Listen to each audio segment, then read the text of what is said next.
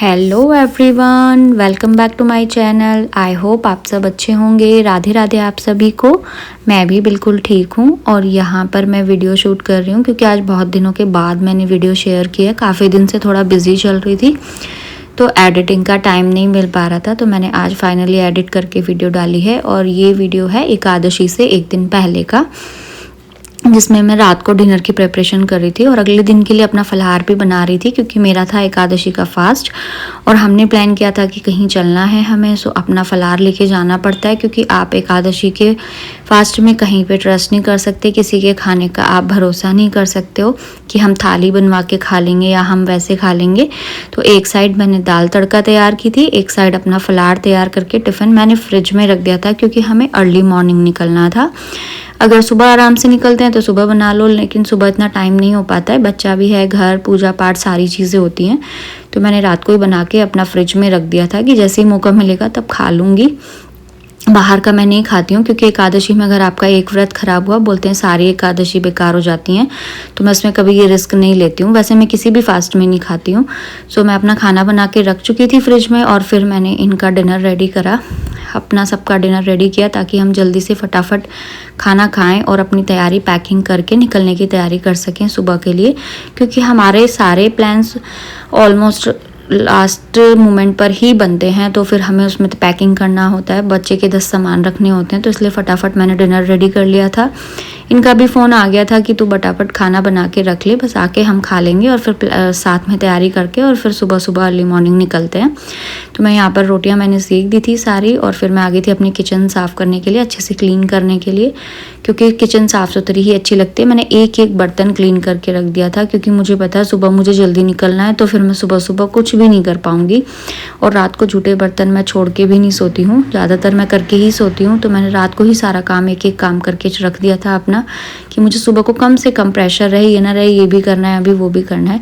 और कहीं भी जाते हैं तो किचन साफ़ करके जाने का ही मन करता है क्योंकि फिर वापस आकर आपको फिर से वहीं पर सारा काम करना होता है, और जब वो ही गंदी दिखती है तो बिल्कुल काम करने का मन नहीं करता। तो मैं सारी चीज़ें क्लीन कर चुकी थी यहाँ पे।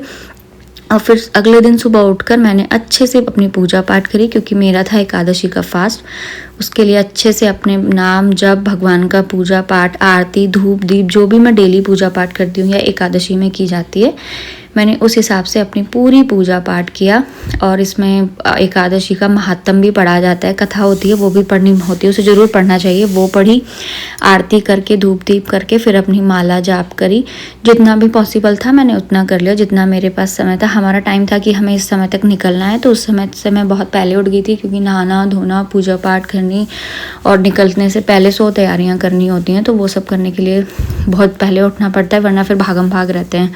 तो मैंने अच्छे से भगवान का नाम जाप किया और फिर उसके बाद अच्छे से भगवान का नाम लेके आशीर्वाद लेके हम लोग निकल पड़े थे और हम पहुँचे गए थे बरसाना। यस, हमारा प्लान था कि हम वृंदावन और बरसाना चलेंगे। सो हमने प्लान किया कि हम वृंदावन चलेंगे अगले दिन, एकादशी वाले दिन हम लोग चलते हैं बरसाना, क्योंकि अगले दिन फास्ट खुलेगा तो हम वृंदावन में रहेंगे, वो ज़्यादा अच्छा है। तो हम इसलिए पहले बरसाना पहुँचे और फिर हम चले गए केबल कार से जाने के लिए। बच्चा छोटा है, वो बहुत परेशान हो जाती है इसीलिए, और वहाँ पर थी वेटिंग लिस्ट बहुत लंबी। सो हम वेट कर रहे थे। मैंने तब तक अपना काउंटर से नाम जाप कर लिया क्योंकि वहाँ वेट कर रहे थे, गर्मी भी बहुत फील हो रही थी। और यहाँ फाइनली बहुत मुद्दतों के बाद हमारा नंबर आया, बड़ी मुश्किल से। लास्ट टाइम हम जब भी यहाँ पे आए थे तब पैदल यात्रा वाला ही वो था, मार्ग था, ये वाला नहीं था। अब ये बन गया है तो ये बच्चे के साथ में ये अच्छा है, बच्चे बड़े बुजुर्गों के साथ में। और हम जैसे ही ऊपर पहुँचे, मंदिर के कपाट हो चुके थे बंद क्योंकि हमें नीचे ही 1-1.5 घंटा लग गया था। तो फिर हमने ऊपर जाके काफ़ी देर वेट किया, वहाँ पे बैठ के, वहाँ कीर्तन चल रहा था। वहाँ हमारी राधा रानी ने बहुत अच्छा डांस किया, सब खूब एंजॉय कर रहे थे। हमें पता ही नहीं चला कैसे हमारे 2 घंटे निकल गए। और फिर 4:30 बजे फिर से माता रानी के कपाट खुल चुके थे और यहाँ हम राधा रानी के पास पहुँच चुके थे। बहुत अच्छे से राधा रानी के दर्शन हुए, बहुत अच्छा, बहुत सुकून मिला उनके दर्शन करके। बहुत देर तक मैं वहीं खड़ी रही, बहुत अच्छे से दर्शन किए। वीडियो मैं सबसे लास्ट में शूट करती हूँ जब मेरा मन भर जाता है। और यहाँ हमारा पूरा परिवार था साथ, और यहाँ से आप पूरा बरसाना गांव देख सकते हो। आई होप आपको वीडियो अच्छी लगी होगी। हम लोगों को बहुत अच्छा लगा बरसाना जाके, राधा रानी जी के दर्शन करके। राधे राधे, आप सभी को मिलते हैं।